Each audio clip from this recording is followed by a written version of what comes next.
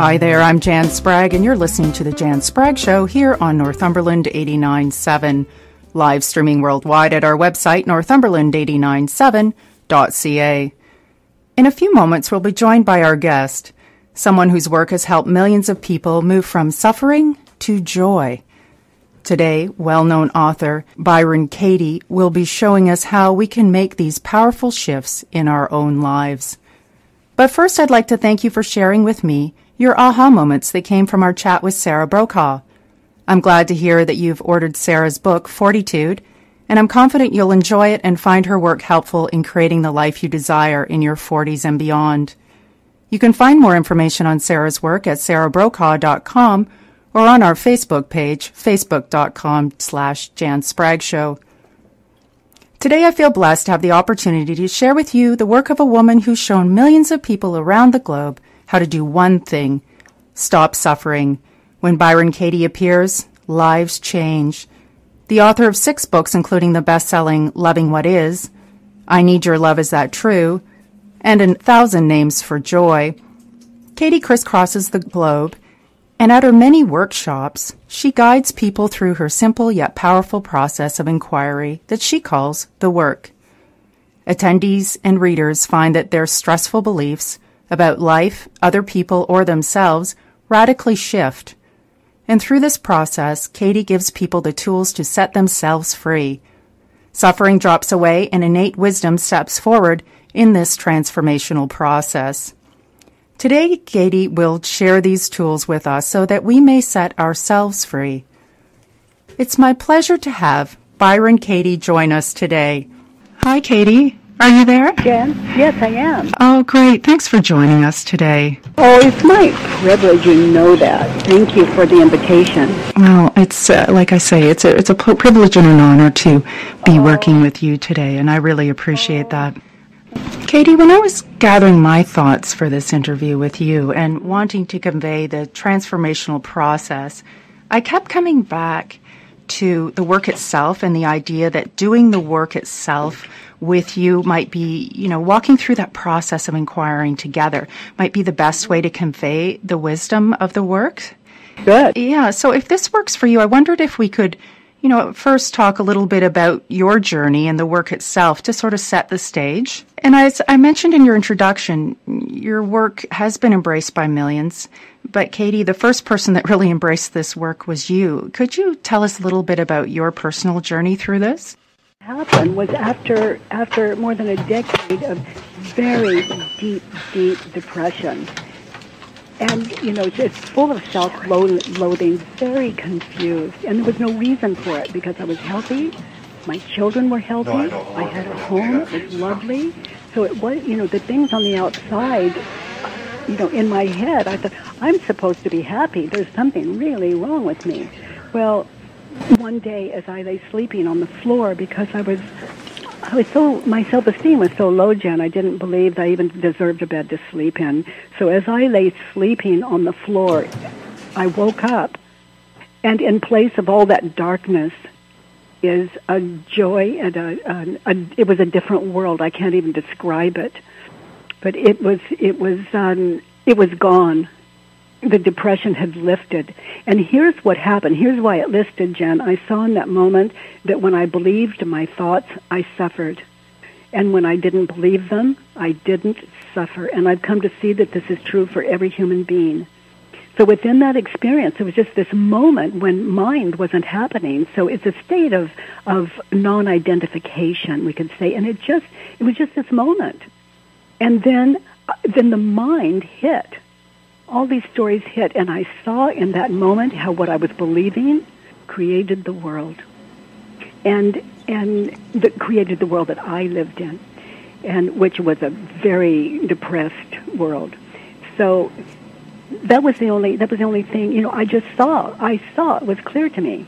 So how to, I tried to tell this, explain it to people, and you can't. You just can't. It's an experience.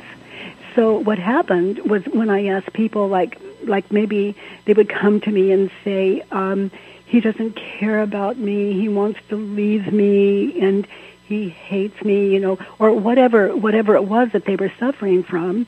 And I would say, and because they came to me for help, because the shift in me was so night and day that my children didn't even recognize me other than the same physical body. Because my attitude was so, their mother was no longer in bed, she was up functioning. And not only that, helping people, a woman that couldn't even help herself. But let's say this person came to me and said, he doesn't care about me, he doesn't love me. I could give them that experience, that I could offer them that experience that I experienced on the floor by simply saying, is it true? I could ask him that question, he doesn't love you, is it true? And then that second question, as you know, Jen, is can you really know that it's true? And then the third question, there are only 4. Notice how you react when you think the thought he doesn't love you. And then they begin to experience their, identify when they believe that, their depression, their fear, their emotions. And then I ask them, who would you be without the thought? That's the fourth question. Now, this isn't a question that says just pretend it's not happening. It's not like that at all. It's just, in this moment, who would you be without the thought he doesn't love you? And everything lifts. Everything lifts, because either way you're standing there, you're believing it or you're not believing it. One is terrifying for some of us, everything from mildly stressed out to terrified. But either way we're standing there, and without the thought in that moment, the terror is gone. Either way we're standing there. So it's I'm speaking, to this so quickly. I don't know if you're if you as listeners can keep up with this, and for the speed, I apologize, but we have so little time together that I want to take advantage of it. And then the work is 4 questions and turn it around. So he doesn't love me, turned around, he does love me. And a person might say, yes, but he doesn't. And I would say, I hear that, and he does love me. That's the opposite. So give me an example. He does love me. Just get still and find examples. And they begin to find them. And if you can find 1, you can find 2. Like maybe he poured your coffee this morning. Maybe he even said, I love you. You just didn't believe him. I mean, we have all kinds, when we start reversing what we believe, a world opens up to us. And every time someone does the work, they come out as a kinder, less depressed, less worried, more enlightened, kinder human being. Now, this is consistent, and it is. This work it's a practice, and people are practicing this all over the world. And it is meditation. We're meditating on these 4 questions and examples for the turnarounds. So the work is a way to identify the thoughts that are causing the stress, and then how to question them. So, that's it in a nutshell. And, of course, it's all free on thework.com. Yeah, that was a beautiful summary, Katie, because you did touch, you did touch on all those aspects. And like you say, there's so many different aspects that come into it once you start the process. Oh, my goodness. Oh, my goodness. It's I get excited. It's almost 30 years, Jan, and I get excited every time I talk about it. It's new because it's so powerful. And what I also love about it, it doesn't take a teacher, and that the work itself really has nothing to offer anyone. The answers to those questions, that's the power. So each of us are using those questions to tap into that wisdom, that knowledge, that enlightenment inside of us that shifts everything. And so, no one has more wisdom than another human being. It's all there, just waiting to be tapped into. So if I want the world to change, I question what I believe about the world, and it shifts. It's nothing less than miraculous, and really it's just the power of truth. Our own, not the world's, but, our own. And, yeah, that's powerful, and it leaves us in a state of constant gift-giving to ourselves. And as we become kinder, I mean, that's just the effects of it. We become kinder. We're really serving the world in that. There's, just this work that I've experienced within myself, I've gifted the world a kinder human being. And I've gifted my children a kinder mother, a compassionate mother, an understanding mother, whereas before, I was so self-centered. It was all about me. What's the matter with me? It's not fair. I work so hard, and oh, my good, me, I. It was brutal, and I didn't know a way out. Yeah. If familiar, it certainly resonates with me as it may resonate with a lot of people. I understand, too, that there's power in actually writing your answers down, and I found a new way to do that with your apps on my phone, too, and was sitting with my dog on a park bench the other day working through the questions and the inquiry. But there's certain, that's an important aspect, isn't it? Yeah, it really is. And I think they're $1.99. I'm not sure, but I'd sure love to give them free. But, it could really come to that. But one way or another, the value's there. It's these apps. They're for phone. They're for iPads.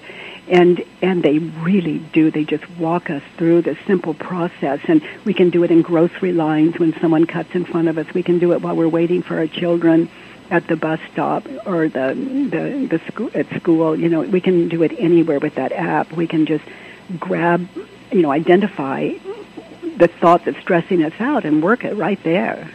In other words, question it right there on the spot. Mm-hmm. Or there are resources on your website that will work. Oh my gosh! Jen, we have certified facilitators all over the world, all these different languages, and their profiles are on thework.com, and anyone can contact them if they want to do the work. Also, there's a helpline at thework.com, and it's free. We don't ask who you are. We don't ask where you're from. It's completely anonymous that way, and we just walk you through this process, and in the name of peace, in the name of mental health, in the name of there is a way, really. I love that, mental health. It's an important aspect of this. It is. If we look at it, we could think, I want my body to be young and healthy and flexible and beautiful. And so we work on that. Our focus goes to this body identification and its health, et cetera, et cetera. Now, that's not wrong. That's healthy. But then if we turn it around to, I want my thinking, my thoughts to be young and healthy and flexible and beautiful, which one would you choose? But we don't take our minds to the gym. We don't take them to inquiry. We take our bodies to the gym. And yet the body gets old, it gets sick, bones break. People point at it and say, you're too old, you're too young, you're too fat, you're too thin, and we think that about ourselves as well. So what if we took our minds to inquiry and question what we're believing about the body, set the body free, and in all of that wisdom, all of a sudden, it's like I did the work. Smoking quit me. I did the work, and drugs that were doing no good whatsoever in my situation quit me. I did the work, and anger quit me. So it's like everything I wanted to stop and quit, it was gifted. And that is the privilege of a sane mind. I picked up a cigarette, and I looked at it, and I thought it was as though some crazy, wild, ancient animal was I don't know, Jen, it was like, how crazy. In other words, I could not make it make sense to me again, no matter how hard I tried. So it just quit me. So it's like I do the work, and the work works me, and it's it's the power of enlightenment. It's the power of tapping into that wisdom inside of us that dispels all of the negativity. That's what falls away. We have the pleasure today of talking to Byron Katie about her process of inquiry called The Work. After the break, Katie will share more of her insights and wisdom with us. I'm Jan Spragge. You're listening to Northumberland 89.7. Please stay tuned.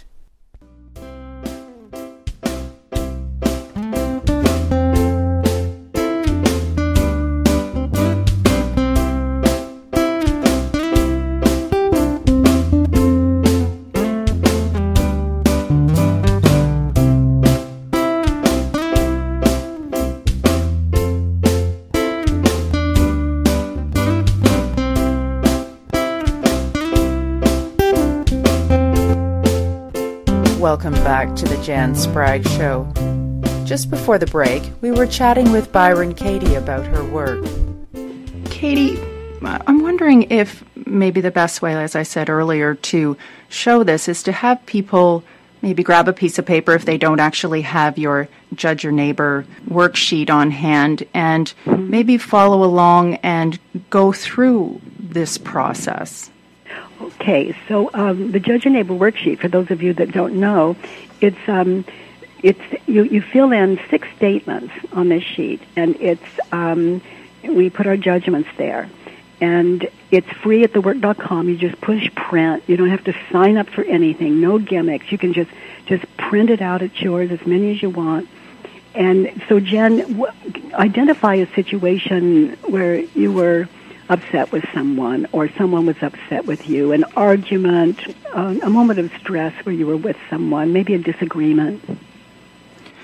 What I came up with when I was working through this earlier today, Katie, is and it led one thing to another, so I'll ask you about how to sum that up. So I'm angry with my mom because I know what she's going to need I know what she needs to do for her to stay alive and happy. And that immediately started to go to the next thought for me, which was I'm angry at my late husband for dying. And so how would you sum all of that up into that first statement about what I'm angry about because of this responsibility to keep people alive? Okay, so in that moment, your husband was dying. That moment that you experienced anger, where were you in that moment? Were you in the hospital? Were you at home? Were you standing, sitting? In that moment, where were you? It was a few days before he died, and I was standing by his bed, and I was angry at him for being in the process of dying. Okay. Now, are you in the hospital? At home? Or are you? At home. Okay. So you're at home standing by his bed. So you see him in your mind's eye. Mm-hmm. You see his bed. You see you. Are there any windows in the room? Look at that. Look at the floor, the walls. Maybe there's a picture. Maybe there's on the wall. Maybe there's some flowers. Just look around. Look out of the windows. Can you see a tree, the sky? Just, in other words, just be there now. Mm. Now look at him. Mm. He's dying. I'm scared. You're angry because he's dying. Mm. Okay, so, Jan, this may sound like a strange question to some of you listening out there, but in that moment, when you think the thought, he's dying, is it true? Can you absolutely know that it's true that he's dying? It feels true. It feels... Okay. Now, I love you answered that way because you do what so many of us do. We want to make a long statement about it, but the answer to the first 2 questions is either yes or no. So it takes contemplation. He's dying. Is it true? Can you absolutely know that it's true in that moment that he's dying? No. Okay, now feel that.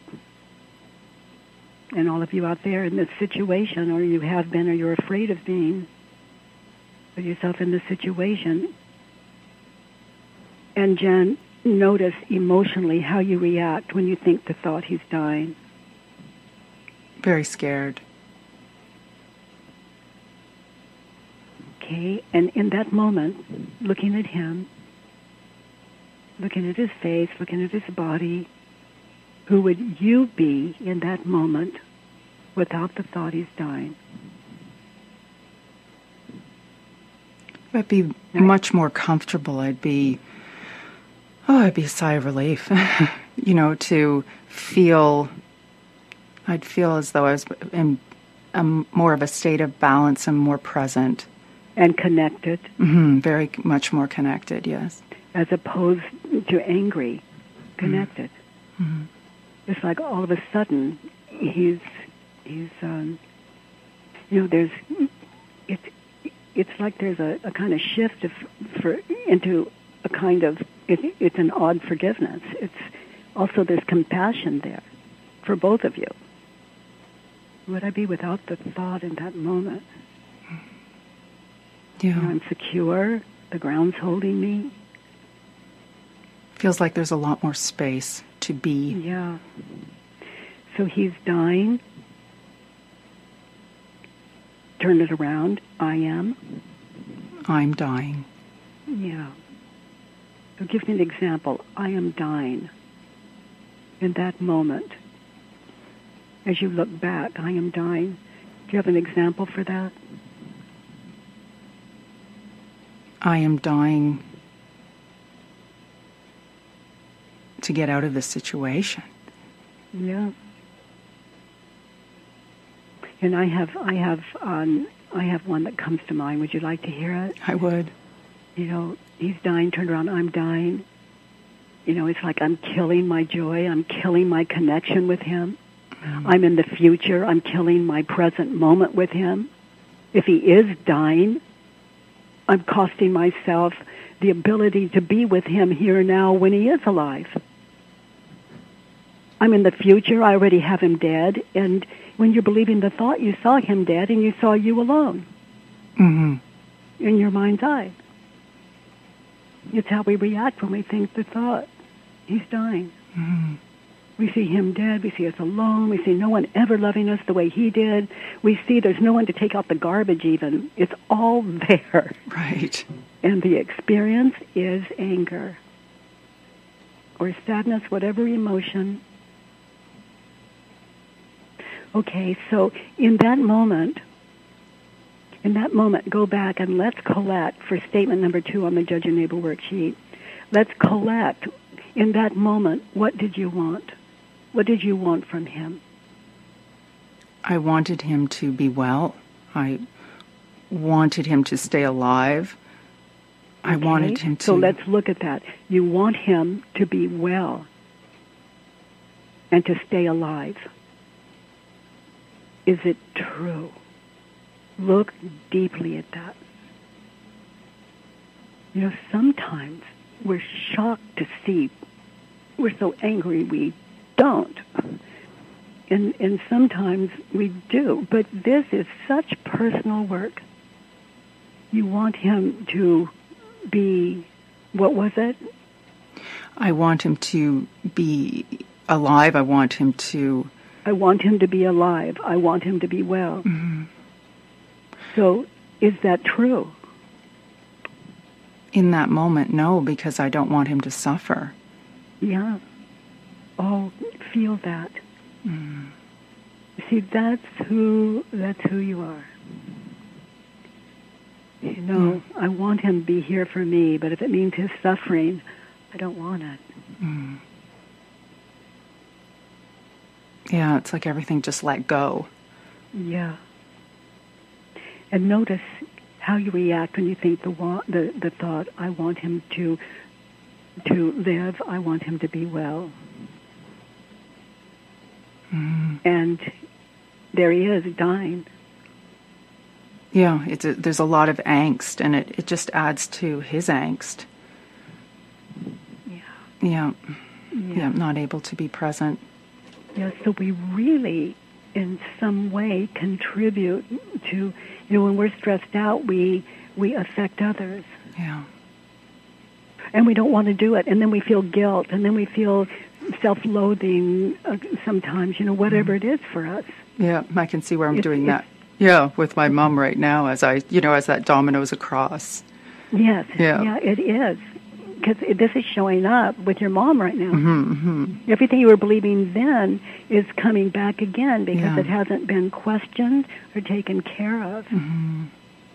When we know it's like when we're at peace and we are in the state of compassion and complete connection with the people we love when they're dying, that's how we know our work's done.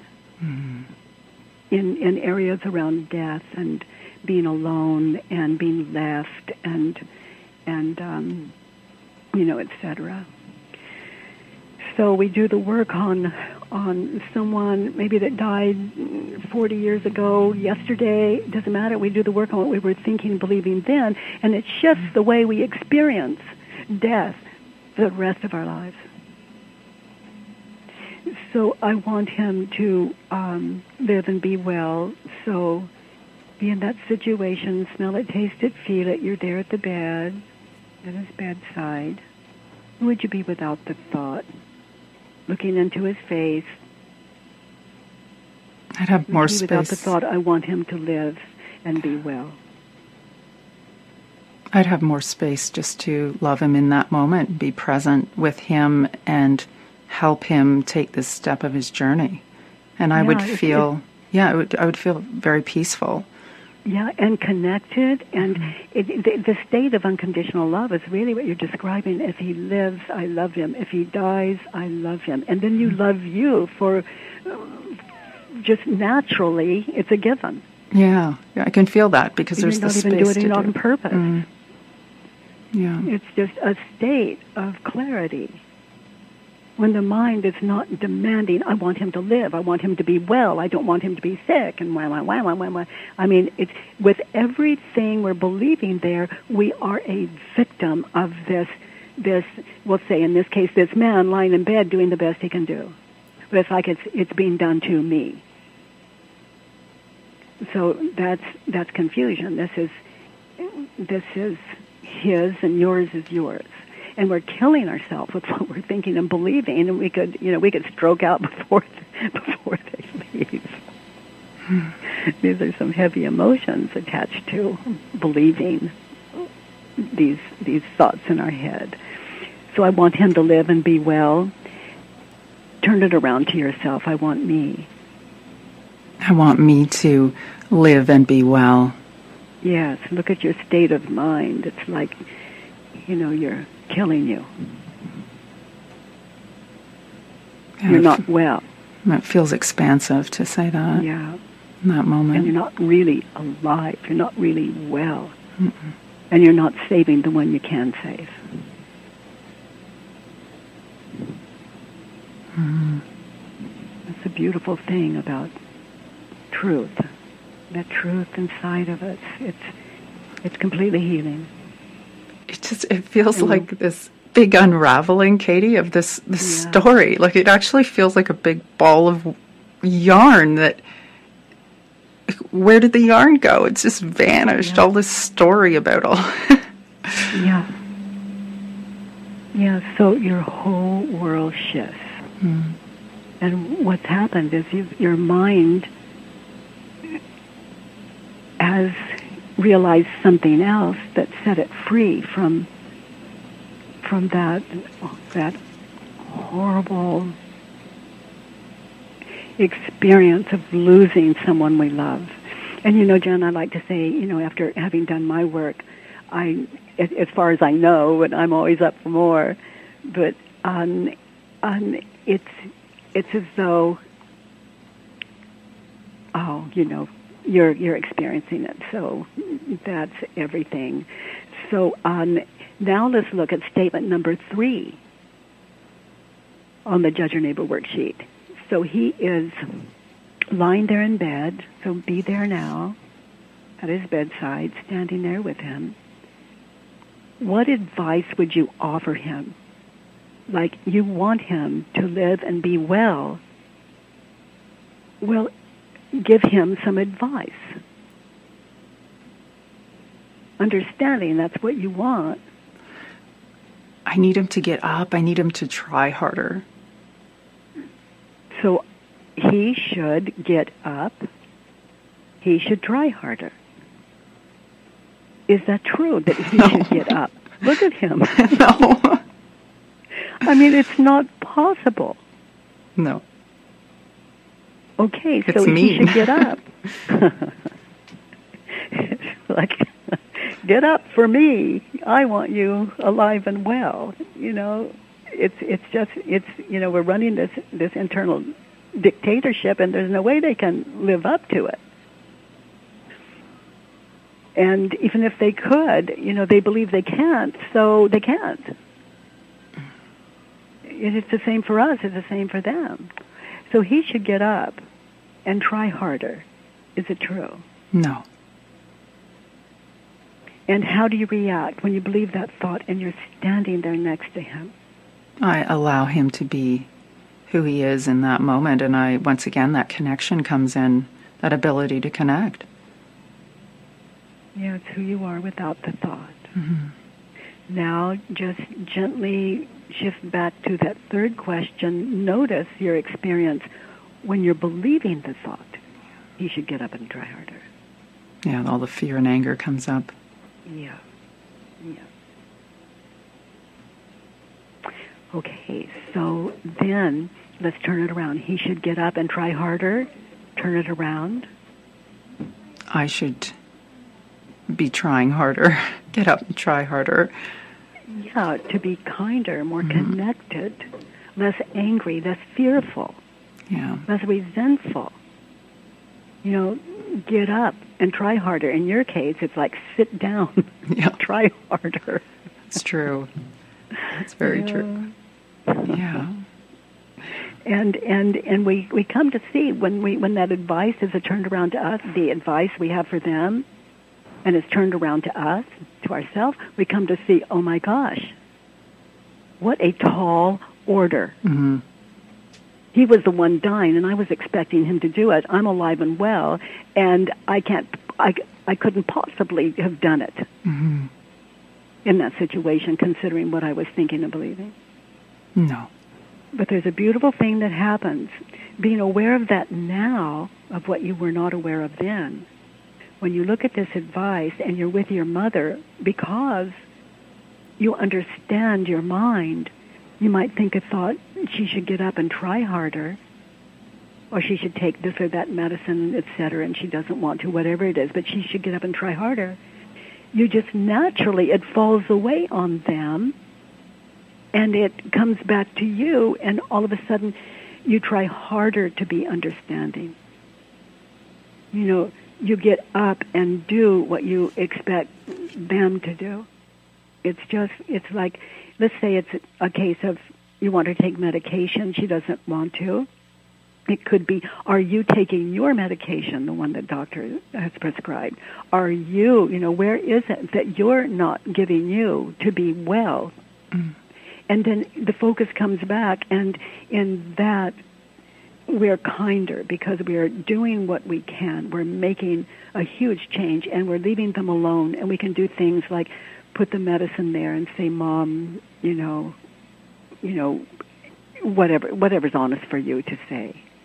But with her yes, with her no, we're in a compassionate state, a more understanding place. Connected. Yes, so I need her to get up and try harder. Let's turn it around to I don't need her. Mm-hmm. Wow, does that ever feel like a relief? Your husband, I don't need him. Yeah. It's like all the pieces of the past and future just come together into the present. Yeah. Yeah. Mm-hmm. So I don't need him to get up and try harder. Give me an example of why you, in that moment, in that situation, you don't need him to get up and try harder. I don't need him to do that because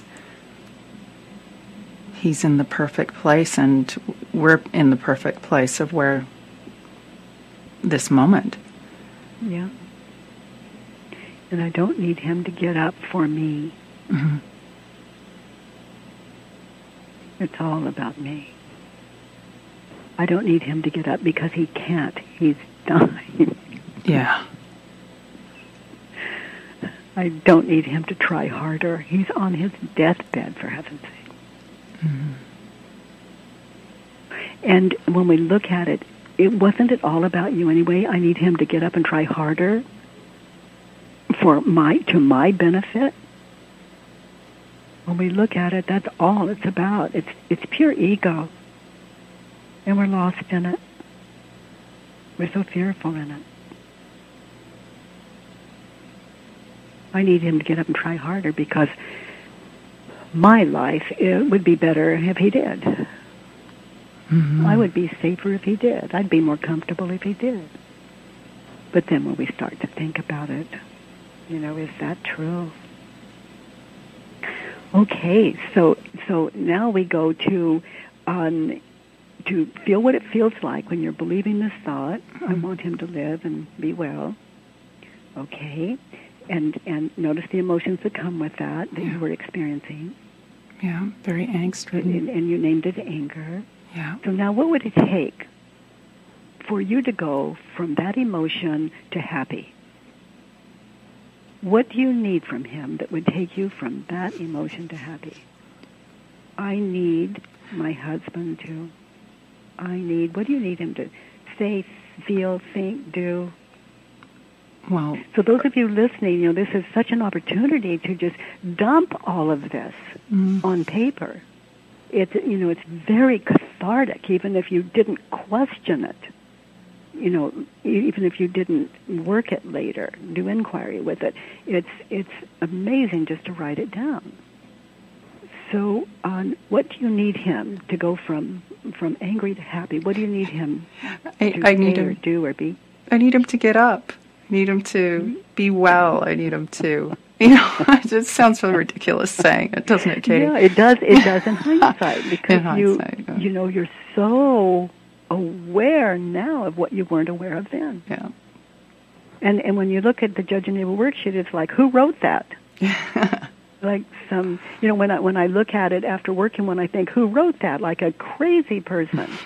and what comes with that is like you, it's laughter.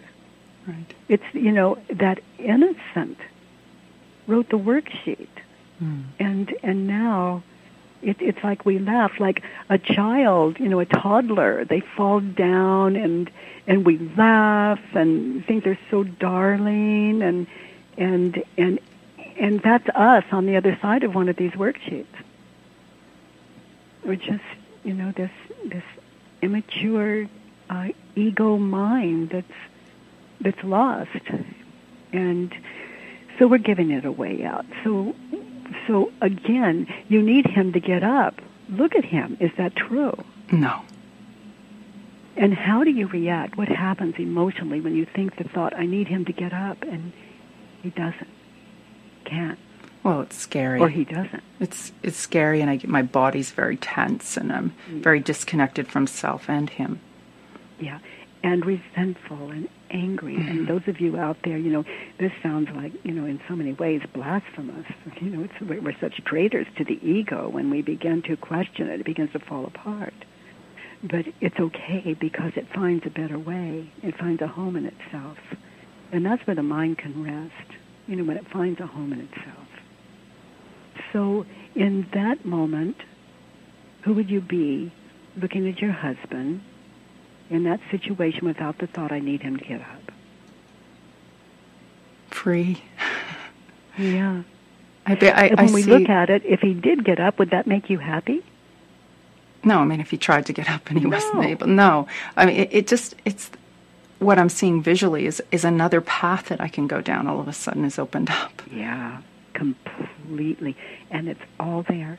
And when we look at your statements 2, 3, and 4 turned around, it gives us direction. Like it gives you just such clear direction with your mom. And it's really clear direction for your peace of mind. Yes. And when we have peace of mind, all these directions you see, they're all about service, aren't they? And to serve that person we love, or anyone really, is to serve ourselves. Well, it feels like love. Yeah. That's How about what that? It's that love that we are released to live. Yeah. Yeah, it feels like there's room to love. Yeah. Oh my gosh, yeah. So rather than pointing our fingers at them on their way out, in our blindness, we don't miss a second, not one breath. I was with my mother, and as she was dying, and I just dropped my schedule and just, oh my gosh, it was fabulous. Mm-hmm. It was wonderful. It was wonderful. And to this day, I'm waiting for her to die. And even though they carried her away, they carried her to the morgue. Mm. It's just, years ago, and it's just, like when we're talking about your husband right now, isn't he alive in you? Yes. It's like, I like to say, no one can leave me. They don't have that power. They live in us.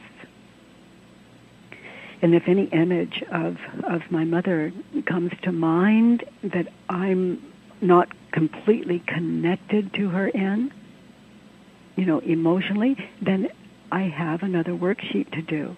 Right. Until finally, every time any memory at any age comes to me about my mother, and in your case, husband, then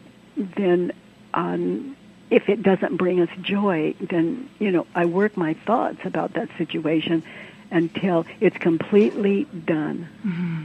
Mm-hmm. And it could be, there's a lot in me that's not completely done, but it's been some time now, and I consider it a place to rest. Yeah. But if there's something that I haven't undone yet, it will show me in time. And I'm so grateful for that, because I know it's coming. Freedom from self. Yes. Katie? So, one of the things that we'll need to do is start to, unfortunately, wrap up the inquiry in the show. So I just wanted to let you know that as we step through these last pieces that we have another maybe 5 minutes left.